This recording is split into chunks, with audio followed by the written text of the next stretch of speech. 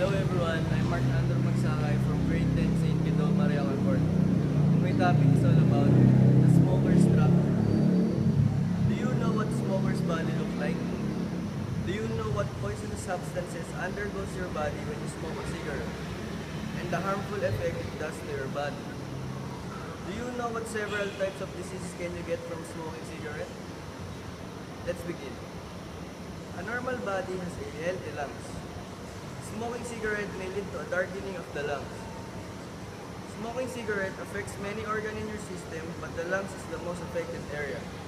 Because when smoking, the smoker intakes the smoke that goes through our lungs and there is a poisonous substance that will stay there. It causes your lungs covered with tar that makes it darker. Your lips gets darker as you continue smoking as well as your gums. Almost your whole body will be affected by smoking cigarettes. There are several types of diseases you can get from smoking cigarettes. Diseases such as bronchitis. This is an inflammation of the mucous membrane inside the bronchial tubes. This disease typically causes bronchospasms and coughing. The other disease is the lung cancer. This is the malignant lung tumor characterized by an uncontrolled cell growth in tissues.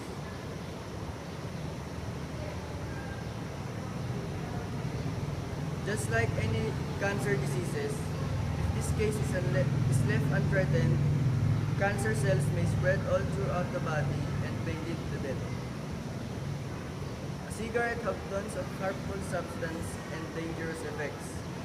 The first one is nicotine. This is the drug in tobacco that causes addiction. The second one is the tar.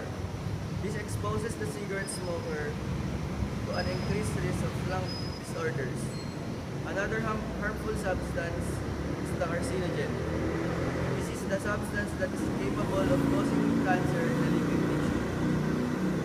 This may be due to the ability to damage the genome or to the disruption of cellular metabolic processes.